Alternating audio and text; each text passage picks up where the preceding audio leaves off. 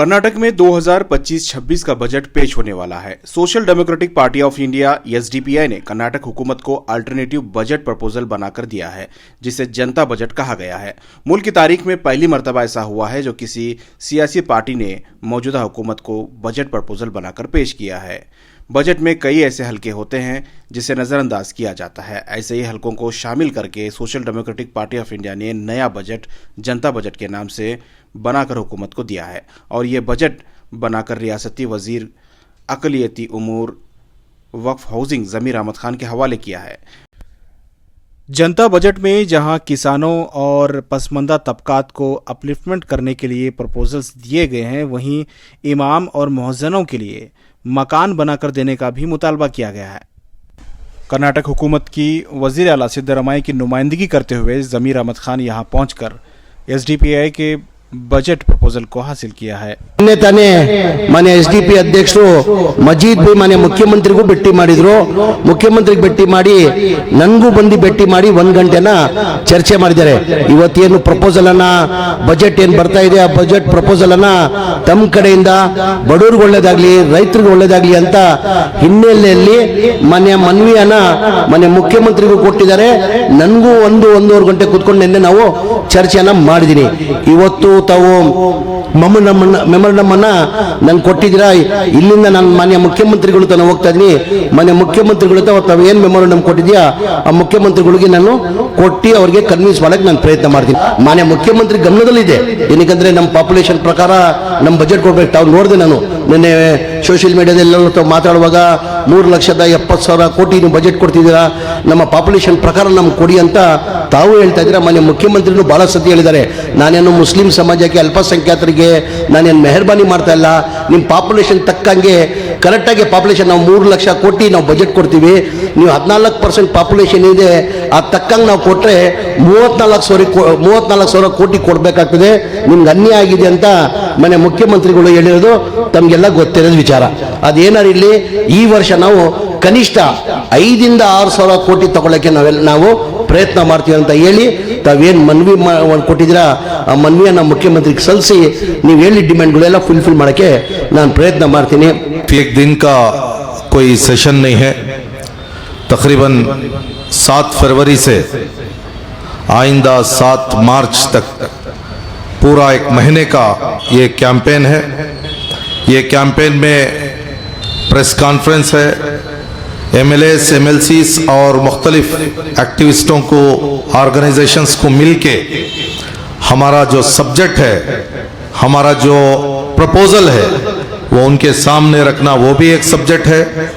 उसके साथ साथ हम चीफ मिनिस्टर श्री सिद्धरामैया जी से भी मुलाकात किए हैं, वो भी हमारा एक ये मुहिम का हिस्सा है. उसके साथ साथ मिनिस्टर्स जनाब रहीम खान साहब और इसी तरीके से बीजेड ज़मीर अहमद खान साहब, ये लोगों को ऑलरेडी हम मिले हैं. आइंदा जो भी मिनिस्टर्स हैं हम उनको भी मिलेंगे. उसके साथ साथ हम सोशल मीडिया के जरिए से भी अवाम के अंदर ये बेदारी लाने की कोशिश कर रहे हैं. और आज भी आप देखे हैं कि इतना बड़ा एक सभा, एहतजाजी जलसा आज मुनक़िद था, जिसमें हजारों लोग यहाँ पर शरीक हैं, औरतें भी यहाँ पर तशरीफ लाए हैं. और जनाब सीएम इब्राहिम साहब, उनको भी हम मदऊ किए थे. इस तरीके से मुख्तलिफ लोगों को हम मदऊ किए थे. हम उलमाए किराम को भी, मुख्तलिफ तंजीमों के जिम्मेदारों को भी हम यहाँ पर बुलाए थे. पता नहीं उनके क्या क्या मसरूफियात हैं और ये भी पता नहीं कि ये एजेंडा हो सकता है उनकी निगाह में उतना इम्पोर्टेंट ना हो. चीफ मिनिस्टर सिद्धरामैया जी के केराफ में उनका एक रिप्रेजेंटेटिव होकर आज हमारे डयास पर आए थे और हमारा मेमोरेंडम रिसीव किए और फौरन यहाँ से सीएम की मीटिंग को गए और वहाँ पर हमारे तमाम मुतालिबात को वहाँ पर रखने का उन्होंने वादा किया. लेकिन ये जो social democratic party of India Janata budget की शक्ल में आज कल्याण राजकतागी जनता बजट बोलकर जो एक बुक हम सामने दिए हैं, ये सिर्फ एक किताब नहीं है बल्कि एक सोच है, एक मैकेनिज्म है, एक फार्मूला है. हर साल अपने अपने म्युनिसिपालिटियों का बजट आपको चेक करना पड़ेगा। आपके मोहल्ले के और आपके गांव के असेंबलियों का जो बजट है, एमएलए को कितना बजट आ रहा है, म्युनिसिपालिटियों को कितना बजट आ रहा है, माइनॉरिटी का बजट आपके मोहल्लों में कौन सा आ रहा है, ये तमाम चीजों को कैलकुलेट करने का, उसे सवाल करने का, उसे मीडिया में रेज करने का, उसे डॉक्यूमेंटेशन करने का, उसे पीआर करने का, अकाउंटेबल करने का एक सलीका social democratic party of India इस मुहिम के जरिए से हमारे कार्यकर्ता को, हमारे कैडर्स को, हमारे लीडर्स को हम सिखाना चाहते हैं। बहुत से लोग ये कहते होंगे कि इनके एक प्रोग्राम से क्या होगा, आपको मालूम नहीं हमारे एजिटेशन की वजह से कितने लोगों की नींद खराब हो चुकी है और कितने लोग अपना अपना बजट सही करने में लगे हैं। चूंकि उनके बजट को लेकर हम साल भर कभी भी मीडिया के सामने आ सकते हैं, कभी भी हम एजिटेशन कर सकते हैं, कभी भी हम क्वेश्चन कर सकते हैं। दूसरा सब्जेक्ट यह है कि जो भी बजट सैंक्शन हो जाता है, वो बजट सैंक्शन हो जाने के बाद रिलीज सही तरीके से नहीं होता, और रिलीज भी अगर हो जाता है तो वो करप्शन में तकरीबन 30-40% चला जाता है। ये तमाम चीजों की तरफ वॉचडॉग की तरह लगे रहना, उसे अकाउंटेबल करना हम तमाम की जिम्मेदारी है। अब आपकी जिम्मेदारी है कि अपने अपने डिस्ट्रिक्ट्स में प्रेस कॉन्फ्रेंस करें, और ये किताबचा जो मैगजीन हम आपके सामने दिए हैं, जनता बजट का जो बुक हम आपके सामने पेश किए हैं, वो अपने अपने मोहल्ले के काउंसलर्स को, एमएलएस को और ऑर्गेनाइजेशंस को आप दें, ताकि उनको भी उसका एहसास हो कि कहां हम भूल चुके हैं, कौन सी चीज का हम मुतालिबा करना था। आप ही सोचो, अगर कर्नाटका के उलमा इकराम, अमायदीन, मुस्लिम तंजीमें तमाम मिलकर सही तरीके से मुत्तहिद होकर अगर मुतालिबा करते तो क्या ये मुतालिबा जायज नहीं था? क्या उनको इतनी हिम्मत नहीं है कि वोट देने के बाद उसका हक हासिल करें, उसका बदला हासिल करें, उसका गुडविल हासिल करें? ये क्या उनको उसकी बारे में मैच्योरिटी नहीं है? वरना हो सकता है उनके पर्सनल बेनिफिट्स के लिए ये गुडविल को कन्वर्ट कर रहे होंगे।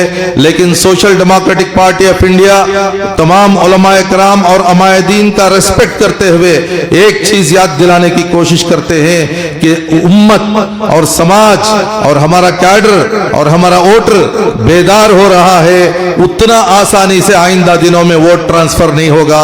एक एक वोट के बदले में एक एक सवाल जरूर हम करेंगे, और सवाल के जवाब में ही आपको वोट मिल सकता है। ऐसी एक बेदार कौम, बेदार कैडर, बेदार प्लेटफॉर्म हम रेडी किए हैं। 16ನೇ ಸಾಲಿನಲ್ಲಿ ಮಾನ್ಯ ಸಿದ್ದರಾಮಯ್ಯನವರು ತನ್ನ 16ನೇ ಬಜೆಟ್ ಅನ್ನು ಮಂಡಿಸ್ತಾರೆ ಅಂತೇಳಿ, ಆ ಬಜೆಟ್ ನ ಮುಂಚಿತವಾಗಿ ನಾವು ಕೂಡ ಒಂದು ನಮ್ಮ ಪ್ರಥಮ ರಾಜ್ಯ ಸಮಿತಿ ಸಭೆಯಲ್ಲಿ ಒಂದು ತೀರ್ಮಾನವನ್ನು ಕೈಗೊಂಡ್ವಿ. ಈ ಬಜೆಟ್ ಅನ್ನುವಂಥದ್ದು ಒಂದು ವರ್ಷದ ಈ ರಾಜ್ಯದ ಆಯ ಮತ್ತು ವ್ಯಯ, ಜಮಾ ಮತ್ತು ಖರ್ಚು. ಜಮಾ ಅನ್ನುವಂಥದ್ದು ಅಥವಾ ಇನ್ಕಮ್ ಅನ್ನುವಂಥದ್ದು ಬೇರೆ ಬೇರೆ ಮೂಲಗಳಿಂದ ಬರ್ತದೆ, ಟ್ಯಾಕ್ಸ್ ಇತ್ಯಾದಿ ಇತ್ಯಾದಿ. ಆದ್ರೆ ಈ ಅತ್ಯಮೂಲ್ಯವಾದಂತಹ ಟ್ಯಾಕ್ಸ್ಗಳಿಂದ ಕಲೆಕ್ಟ್ ಆದ ಹಣ ಅದು ಈ ರಾಜ್ಯದ 7 ಕೋಟಿ ಜನರ ಹಿತಾಸಕ್ತಿಗಳಿಗೆ ಖರ್ಚಾಗಬೇಕು. ಯಾರು ಅತ್ಯಂತ ಹೆಚ್ಚು ಅರ್ಹರೋ ಅಂತವರಿಗೆ ಖರ್ಚಾಗಬೇಕು. ಆದ್ರೆ ದುರಾದೃಷ್ಟ ಅಂತ ಹೇಳಿದ್ರೆ ಇಷ್ಟು ವರ್ಷಗಳಲ್ಲಿ ಒಂದು ಪ್ರಾಕ್ಟೀಸ್ ಇದೆ, ಬಡ್ಜೆಟ್ ಅನ್ನ ಯಾವ ರೀತಿ ಮಾಡೋದು. ಬಡ್ಜೆಟ್ ಆಯಾ ಇಲಾಖೆಗಳು, ಸಮಾಜ ಕಲ್ಯಾಣ ಇಲಾಖೆ ಇರ್ಬೋದು, ಬೇರೆ ಬೇರೆ ಇಲಾಖೆಗಳು, ಆ ಇಲಾಖಾ ಅಧಿಕಾರಿಗಳು ಒಂದು ಸಭೆಯನ್ನು ನಡೆಸಿ ಕಳೆದ ಬಾರಿಯ ಬಡ್ಜೆಟ್ ಅನ್ನು ಅನಾಲಿಸಿಸ್ ಮಾಡಿ ಇಷ್ಟು ಎಕ್ಸ್ಟ್ರಾ ಪರ್ಸೆಂಟೇಜ್ ಬೇಕಾಗುತ್ತೆ ಅನ್ನೋದನ್ನ ಬಿಟ್ರೆ ಜನರಿಗೆ ಏನು ಬೇಕು, ಜನರಿಗೆ ಯಾವುದು ಆದ್ಯತೆ, ಜನಸಾಮಾನ್ಯರಿಗೆ ಯಾವುದು ಸಿಗಬೇಕು, ಈ ಎಲ್ಲಾ ವಿಚಾರಗಳ ಬಗ್ಗೆ ಒಂದು ಸಮಗ್ರವಾದ ಅಧ್ಯಯನ ಅಥವಾ ಒಂದು ಚರ್ಚೆ ಆಗೋದಿಲ್ಲ. ಹಾಗಾಗಿ ಈ ಜನ ಸಮುದಾಯಗಳಿಗೆ ಏನ್ ಬೇಕು, ಜನರ ಬೇಡಿಕೆಗಳೇನು, ಇದು ಬಜೆಟ್ ನಲ್ಲಿ ಬರಬೇಕು. ಆ ಕಾರಣಕ್ಕೆ ಕಳೆದ 1 ತಿಂಗಳಿಂದ social democratic party of India ಜನರ ಜ್ವಲಂತ ಸಮಸ್ಯೆಗಳೇನು, ಜನರಿಗೆ ಏನು ಬೇಕು, ಕಳೆದ ಬಜೆಟ್ ನಲ್ಲಿ ಎಷ್ಟು ಹಣ ಮೀಸಲಾಗಿತ್ತು, ಅದು ಎಷ್ಟು ಖರ್ಚಾಗಿದೆ, ಎಷ್ಟು ಪ್ರಯೋಜನ ಆಗಿದೆ, ಇದನ್ನೆಲ್ಲವನ್ನ ಒಳಗೊಂಡು ಒಂದು ಸಮಗ್ರವಾಗಿ ಒಂದು ಮಾಹಿತಿಯನ್ನು ಸಂಗ್ರಹಿಸಿ ಸರ್ಕಾರದ ಮುಂದೆ ಒಂದು ಜನರ ಪರವಾಗಿ ಒಂದು ಬೇಡಿಕೆಯನ್ನು ಇಡುವುದು, ಒಂದು ಜನ ಆಗ್ರಹವನ್ನು ಇಡುವಂಥದ್ದು. ಆ ಆಗ್ರಹವನ್ನು ನಾವು ಸರ್ಕಾರದ ಮುಂದೆ ಮಂಡಿಸ್ತಾ ಇದ್ದೇವೆ. ನಾವು ಇವತ್ತು ಈ ಜನಾಗ್ರಹ ಸಭೆಯ ನಂತರ ಮುಖ್ಯಮಂತ್ರಿಗಳನ್ನ ಭೇಟಿ ಮಾಡಬೇಕು ಅಂತಿದ್ವಿ, ಕೆಲವು ಮಂತ್ರಿಗಳನ್ನ ಭೇಟಿ ಮಾಡಬೇಕು ಅಂತಿದ್ವಿ. ಆದ್ರೆ ನಿನ್ನೆ ನಮಗೆ ಗೊತ್ತಾಯಿತು ಮುಖ್ಯಮಂತ್ರಿಗಳು ಆಲ್ರೆಡಿ ಬಜೆಟ್ ಪೂರ್ವಭಾವಿ ಸಭೆಗಳನ್ನು ನಿರ್ಧಾರ ಮಾಡಿದ್ದಾರೆ. SC/ST ಕಮ್ಯುನಿಟಿಗಳೊಂದಿಗೆ, ಅದೇ ರೀತಿ ಬ್ಯಾಕ್ವರ್ಡ್ ಕಮ್ಯುನಿಟಿಗಳೊಂದಿಗೆ, ಅಲ್ಪಸಂಖ್ಯಾತ ಕಮ್ಯುನಿಟಿಗಳೊಂದಿಗೆ. ಹಾಗಾಗಿ ನಾವು ನಿನ್ನೆ ಬೆಳಿಗ್ಗೆ ಮುಖ್ಯಮಂತ್ರಿ ಬಳಿ ಹೋಗಿ ನಮ್ಮ ಈ ಜನತಾ ಬಜೆಟ್ ನ ಏನು ಪರಿಕಲ್ಪನೆ ಇದೆ ಅದನ್ನ ನಾವು ಅವರಿಗೆ ಕೊಟ್ವಿ. ಅದೇ ರೀತಿ ಮಾನ್ಯ ಜಮೀರ್ ಅಹಮದ್ ಖಾನ್ ಅವರ ಕಚೇರಿಗೆ ಹೋಗಿ ಅಲ್ಲಿ ತುಂಬಾ ಹೊತ್ತು ನಾವು ಚರ್ಚೆ ನಡೆಸಿ ಪಾಯಿಂಟ್ ಟು ಪಾಯಿಂಟ್ ಒಂದೊಂದು ಪಾಯಿಂಟ್ ಬಗ್ಗೆ ನಾವು ಚರ್ಚೆ ನಡೆಸಿ ಏನಾಗಿದೆ, ಕಳೆದ ವರ್ಷ ಏನಾಗಿದೆ, ಏನು ಕೊರತೆ ಆಗಿದೆ, ಇದನ್ನ ನಾವು ಡಿಸ್ಕಷನ್ ಮಾಡಿದ್ವಿ. ಉದಾಹರಣೆಗೆ ಕಳೆದ ವರ್ಷ ಅಲ್ಪಸಂಖ್ಯಾತರ ಇಲಾಖೆಯಲ್ಲಿ ಸಾರಥಿ ಎನ್ನುವಂತ ಯೋಜನೆ, ಟ್ಯಾಕ್ಸಿ ಡ್ರೈವರ್ಗೆ ಟ್ಯಾಕ್ಸಿ ಕೊಡ್ತೀವಿ ಅಂತ ದೊಡ್ಡ ಅಡ್ವರ್ಟೈಸ್ಮೆಂಟ್ ಆಯ್ತು. ಲಕ್ಷಾಂತರ ಅಪ್ಲಿಕೇಶನ್ ಬಂತು. ಟ್ಯಾಕ್ಸಿ ಎಷ್ಟು ಕೊಟ್ರಪ್ಪ ಅಂತಂದ್ರೆ ಒಂದು ತಾಲೂಕಲ್ಲಿ 1 ಅಥವಾ 2 ಕೊಟ್ರು. ರೀತಿ 60 ವರ್ಷ ಮೇಲ್ಪಟ್ಟ ರೈತರು, ನಮ್ಗೆ ಅನ್ನದಾತರು, ಅವ್ರು ರಿಟೈರ್ಡ್ ಆಗ್ತಾರೆ, ಅವ್ರಿಗೆ ದುಡಿಯೋಕ್ಕಾಗೋದಿಲ್ಲ. ಆ ಸಂದರ್ಭದಲ್ಲಿ ಪ್ರತಿ ತಿಂಗಳು ಅವರಿಗೆ 3,000 ರೂಪಾಯಿ ಕೊಡಬೇಕು. ಅಂದ್ರೆ ಪ್ರತಿಯೊಂದು ಜನವಿಭಾಗಕ್ಕೂ ಅವರಿಗೆ ಅರ್ಹತೆ ಏನ್ ಬೇಕು ಅನ್ನೋದನ್ನ ಕೊಡಬೇಕು ಅನ್ನುವಂತಹ ಒಂದು ಬೇಡಿಕೆಯನ್ನಾಗಿರ್ತದೆ ಈ ಜನತಾ ಬಜೆಟ್ ಮೂಲಕ ನಾವು ಸರ್ಕಾರಕ್ಕೆ ಕೊಡ್ತಾ ಇರೋದು. ಕಾಂತರಾಜ್ ಆಯೋಗದ ವರದಿಯನ್ನ ಈ ರಾಜ್ಯದಲ್ಲಿ ಜಾರಿ ಮಾಡಲಿಕ್ಕೆ ನಿಮಗೆ ಯಾಕೆ ಕೆಚ್ಚದೆ ಇಲ್ಲ? ನೀವು ಸರ್ಕಾರ ಇಟ್ಕೊಂಡು ಜಾರಿ ಮಾಡೋದು ಗ್ಯಾರಂಟಿ ಯಾಕೆ? ಜಾರಿ ಮಾಡೋದು ಗ್ಯಾರಂಟಿ ಅಂತ ಹೇಳ್ಬೇಡಿ ಮಾನ್ಯ ಮುಖ್ಯಮಂತ್ರಿ ಅವರೇ, ಜಾರಿ ಮಾಡಿ. ಅಲ್ಪಸಂಖ್ಯಾತರಿಗೆ ಯಾವುದೇ ಒಂದು ಯೋಜನೆಯನ್ನ ಘೋಷಣೆ ಮಾಡಿದ ತಕ್ಷಣ ಮಾಧ್ಯಮಗಳು ಅದನ್ನ ಆ ರೀತಿ ಏನೋ ರೀತಿ ಬಿಂಬಿಸುವಂಥದ್ದು, ನೀವು ಅದನ್ನ ವಾಪಸ್ ಹೆದರಿ ಯೂಟರ್ನ್ ಮಾಡುವಂಥದ್ದು. ಈಗ ನೀವು ವಾಗ್ದಾನ ಮಾಡಿದಂಥದ್ದು ಅಲ್ಪಸಂಖ್ಯಾತರಿಗೆ 10,000 ಕೋಟಿ ಕೊಡ್ತೀವಿ ಅಂತ. 10,000 ಕೋಟಿ ಅಂತ ಹೇಳಿದ್ರೆ ಕಳೆದ ಸಾರಿ ನೀವು ಮಂಡನೆ ಮಾಡಿದಂತ ಬಜೆಟ್ 3,71,000 ಕೋಟಿ. ಅದರಲ್ಲಿ ನೀವು ಕಳೆದ ಸಾರಿ ಕೊಟ್ಟಿರುವಂತದ್ದು 0.8%, 1% ಕೂಡ ಇಲ್ಲ. ಈ ವಿಭಾಗ ಹಿಂದುಳಿದಿದೆ. ಈ ವಿಭಾಗಗಳು ಸಾಮಾಜಿಕವಾಗಿ, ಶೈಕ್ಷಣಿಕವಾಗಿ, ಆರ್ಥಿಕವಾಗಿ ಹಿಂದುಳಿದು ಈಗ ನಾವು ಕೊಡ್ತೀವಿ, ನೀವು ಯಾರು ಕೇಳಕ್ಕೆ ಅಂತ ಹೇಳ್ಬೇಕು, ಅದು ಕೆಚ್ಚದೆ. ಆರೋಗ್ಯ ಇಲಾಖೆಯಲ್ಲಿ ಏನಾಗ್ತಾ ಇದೆ, ಏನಾಗ್ತಾ ಇಲ್ಲ, ಎಷ್ಟು ಬಜೆಟ್ ಬಂದಿದೆ, ಎಷ್ಟು ಬಜೆಟ್ ಖರ್ಚಾಗ್ತಾ ಇದೆ, ಯೋಜನೆಗಳು ಆಗ್ತಾ ಇದೆ ಅಂತ ಅಲಾಕೇಟ್ ಆದಂತ ಬಡ್ಜೆಟ್ಗಳು ಸರಿಯಾಗಿ ಯೋಜನೆ ರೂಪಿತವಾಗಿ ಅದು ಅನುದಾನ ಬಿಡುಗಡೆ ಆಗಬೇಕು, ಅದು ಖರ್ಚಾಗಬೇಕು, ಅದರ ಪ್ರಯೋಜನ ಜನರಿಗೆ ತಲುಪಬೇಕು. ಭಾರತೀಯರಿಗೆ ಯಾವುದೇ ವಿಚಾರದಲ್ಲಿ ಏನು ಕೊರತೆ ಇಲ್ಲ. ಆದರೆ ನಾವಲ್ಲ, ನಮ್ಮ ವ್ಯವಸ್ಥೆ ನಮ್ಮನ್ನ ಕುಂಠಿತವಾಗಿ ಮಾಡಿದೆ.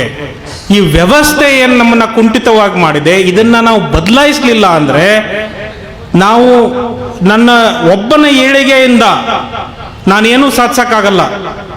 ನನ್ನ ದೇಶದಲ್ಲಿ 100 ಕೋಟಿ ಜನ ಏನಿದ್ದಾರೆ ಅವ್ರು ಎಲ್ಲರೂ ನಾವು ಎತ್ತಿ ಮುಂದೆ ಹೊರಲಿಲ್ಲ ಅಂದ್ರೆ ನಾನು ಅಷ್ಟೇ ಕುಂಠಿತವಾಗಿರ್ತೀನಿ. ಈ ಪಕ್ಷದವರು 4-5 ಜನ ಅಸೆಂಬ್ಲಿಯಲ್ಲಿ ಕುತ್ಕೊಂಡ್ರೆ ಏನಾಗುತ್ತೆ ಅಂತ ಸ್ವಲ್ಪ ಯೋಚನೆ ಮಾಡ್ಬೇಕು ನಾವು. ಸಪೋಸ್ 4 ಜನ ಅಸೆಂಬ್ಲಿಯಲ್ಲಿ ಕುತ್ಕೊಂಡ್ರೆ ಅದೇ ತರ ಬೇರೆ ಶೋಷಿತ ಸಮುದಾಯದ ಬೇರೆ ಪಕ್ಷಗಳೇನಿದೆಯೋ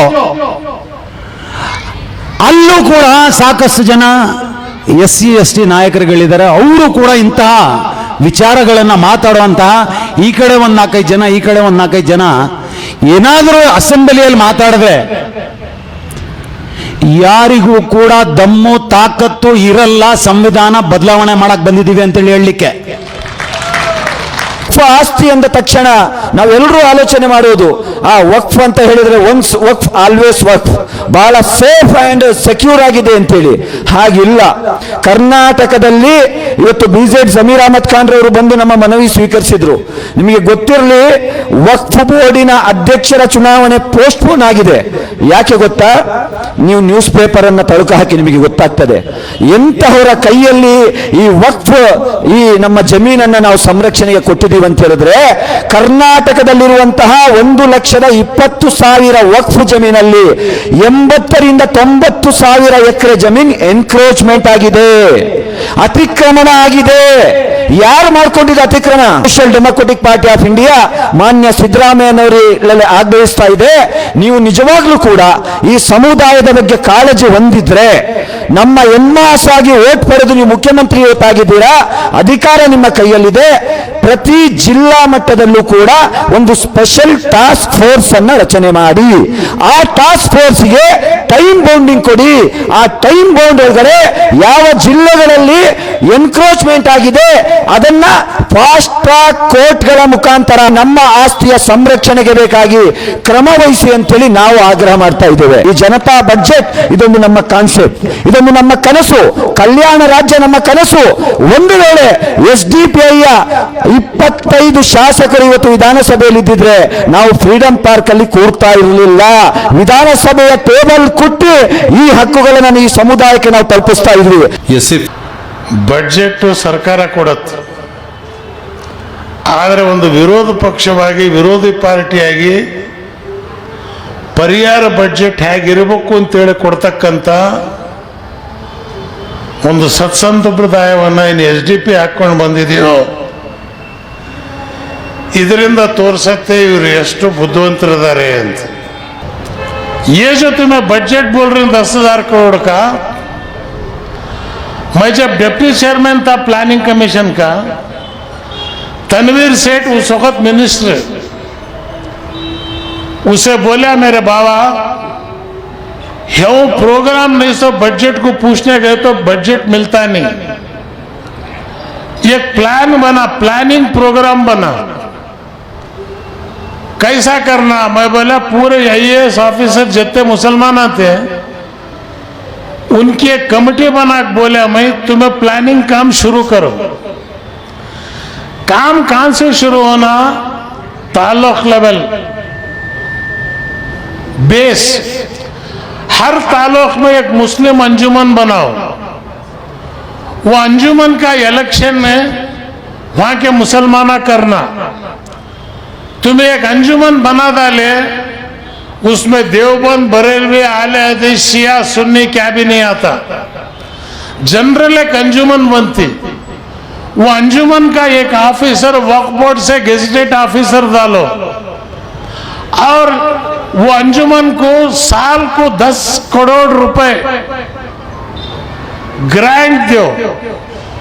वो 10 करोड़ रुपए में उन्होंने पूरा एजुकेशन की पहली क्लास से लेकर 12वीं क्लास तक गांव के बाहर जगह ले लेको स्कूल बनना, 5 साल के अंदर 50 करोड़ रुपए मिलती हर ताल्लुक को। 10 साल के अंदर वो ताल्लुक में एक भी बच्चा 12वीं क्लास से कम पढ़ा सो एक भी तुमना नहीं मिलता। ये काम तुम्हें करे तो 10 साल के अंदर तुम्हें अच्छी हो सकती। बीजेपी आ जा रहा, मोदी खा जा रहा। मैं उनको बोला जो कौम नमरूद को नहीं डरी वो बीजेपी उसके बाप को क्या डरेंगी? डरने की जरूरत नहीं। मोदी हमेशा हमारा क्या भी बिगाड़ नहीं सकते।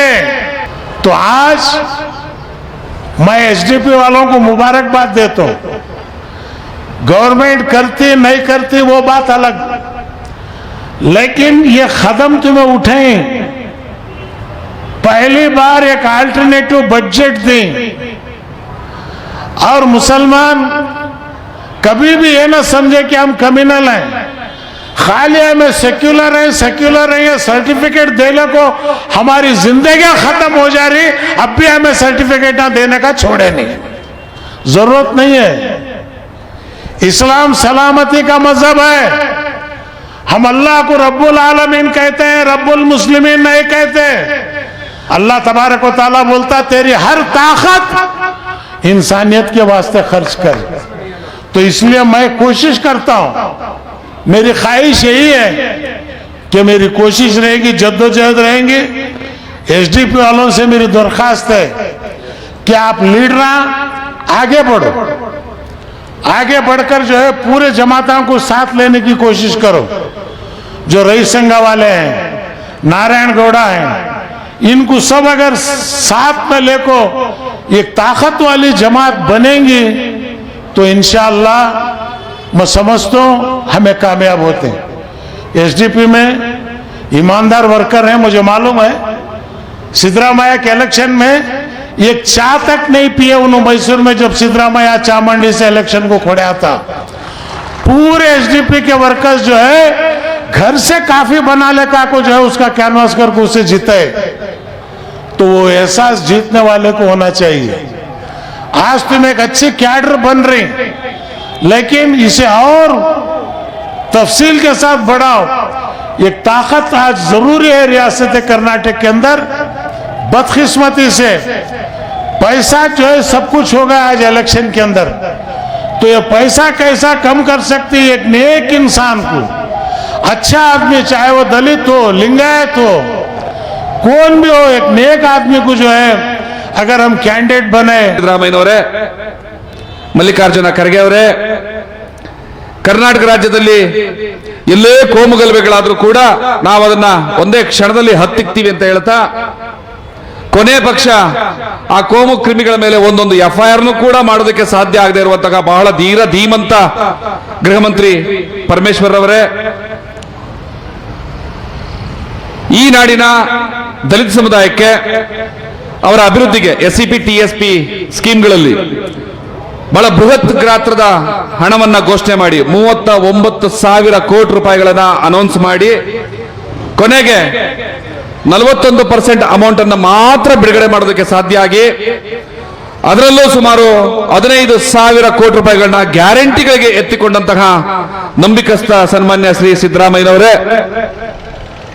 ನಾನು ಇವತ್ತು ನಿಮ್ಮ ಸಹಸ್ರನಾಮದ ಕಾರ್ಯಕ್ರಮವನ್ನು ಇಲ್ಲಿ ಇಟ್ಕೊಂಡಿದ್ದೀನಿ. ಇವತ್ತು ಬಜೆಟ್ ಅನ್ನ ಮಂಡಿಸೋದಕ್ಕೆ ಹೊರಟಿದ್ದೀರಿ. ಈ ಹಿಂದಿನ ವರ್ಷದಲ್ಲಿ 3,70,000 ಕೋಟಿಯಷ್ಟು ಬೃಹತ್ ಗಾತ್ರದ ಬಜೆಟ್ ಅನ್ನ ಮಂಡಿಸಿ ಈಗಲೂ ಕೂಡ 82,000ಕ್ಕೂ ಹೆಚ್ಚು ಕೋಟಿ ರೂಪಾಯಿಗಳನ್ನ ಹಾಗೆ ಬಾಕಿ ಉಳಿಸಿಕೊಂಡಿರುವಂತಹ ದಕ್ಷ ಆಡಳಿತಗಾರ ಸಿದ್ದರಾಮಯ್ಯನವರೇ, ಒಂದ ಎರಡ ಏನೇನು ಹೇಳಿದ್ದಾನೆ ಗೊತ್ತಾಗ್ತಾ ಇಲ್ಲ ನನಗೆ. ಕರ್ನಾಟಕ ರಾಜ್ಯದಲ್ಲಿ ಹೊಸದಾಗಿ ನಿರ್ಮಾಣ ಆಗಿದ್ದಂತಹ ಯೂನಿವರ್ಸಿಟಿಗಳು, ವಿಶ್ವವಿದ್ಯಾನಿಲಯಗಳು, ಆ ಪೈಕಿ 9 ಯೂನಿವರ್ಸಿಟಿಗಳಿಗೆ ಕೊಡೋದಕ್ಕೆ ದುಡ್ಡಿಲ್ಲ, ಭೂಮಿ ಇಲ್ಲ ಅಂತ ಬಹಳ ಅದ್ಭುತವಾದ ಕಾರಣವನ್ನ ಕೊಟ್ಟು ಆ 9 ಯೂನಿವರ್ಸಿಟಿಗಳನ್ನ ಮುಚ್ಚೋದಕ್ಕೆ ಹೊರಟಿರುವಂತಹ ಪ್ರಜ್ಞಾವಂತ ಸಿದ್ದರಾಮಯ್ಯನವರೇ,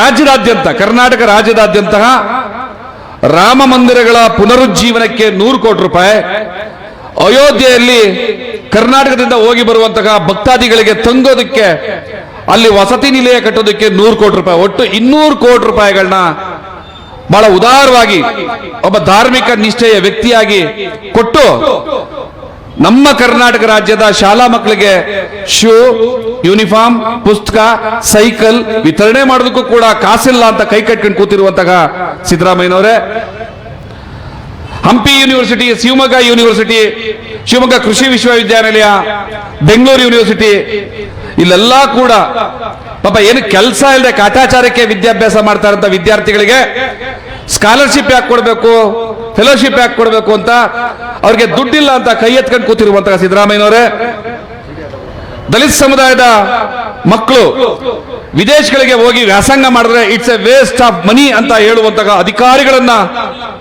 ಇಟ್ಕೊಂಡು ಪ್ರಬುದ್ಧ ಸ್ಕೀಮ್ ಅನ್ನ ಕ್ಯಾನ್ಸಲ್ ಮಾಡಿದಂತಹ ಗೌರವಾನ್ವಿತ ಸಿದ್ದರಾಮಯ್ಯನವರೇ, ರಾಜ್ಯ ನನ್ನನ್ನ ದಲಿತರ ಭಾಗ್ಯ ವಿಧಾತ ಅಂತ ಕರಿತಾ ಇದೆ, ಮುಸಲ್ಮಾನರ ಬಂಧು ಅಂತ ಕರಿತಾ ಇದೆ. ಆ ಪದವನ್ನ ಕೇಳಿಸ್ಕೊಳ್ಳೋದಕ್ಕಾದ್ರೂ ನನ್ನ ಒಳಗಡೆ ಒಬ್ಬ ಮನುಷ್ಯ ಬದುಕಿರ್ಬೇಕಲ್ವಾ?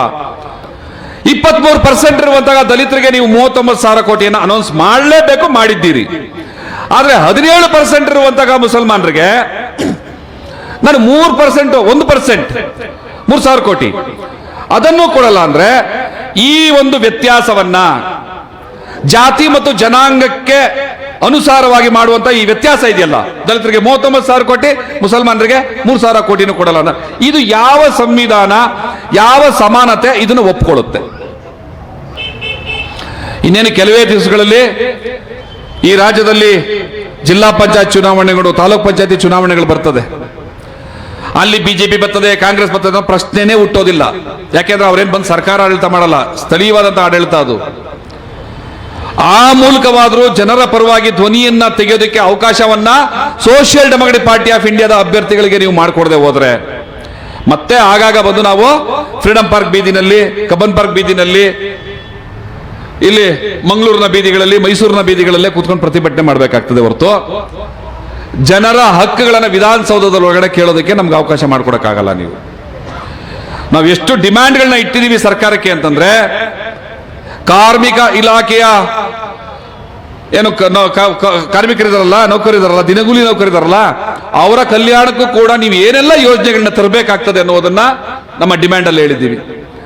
ಆಗಲೇ ನಾನು ಹೇಳಿದಾಗೆ ಆರೋಗ್ಯ ಇಲಾಖೆ, ಶಿಕ್ಷಣ ಇಲಾಖೆ, ಸಾರಿಗೆ ಇಲಾಖೆ, ಪ್ರವಾಸೋದ್ಯಮ ಇಲಾಖೆ, ಕೃಷಿ ಇಲಾಖೆ, ತೋಟಗಾರಿಕೆ ಇಲಾಖೆ, ಮೀನುಗಾರಿಕೆ ಇಲಾಖೆ, PWD, ರೆವಿನ್ಯೂ ಡಿಪಾರ್ಟ್ಮೆಂಟ್ ಅಲ್ಲಿ ಆಗ್ಬೇಕಾದ್ರೆ ಸುಧಾರಣೆಗಳೇನು, ಎಲ್ಲ ಡಿಮ್ಯಾಂಡ್ಗಳನ್ನು ನಾವು ಸರ್ಕಾರಕ್ಕೆ ಮಾಡ್ತಾ ಇದ್ದೀವಿ. ನಾವು ಸರ್ಕಾರದ ಭಾಗವೇ ಆಗಿಲ್ಲ ಇನ್ನ.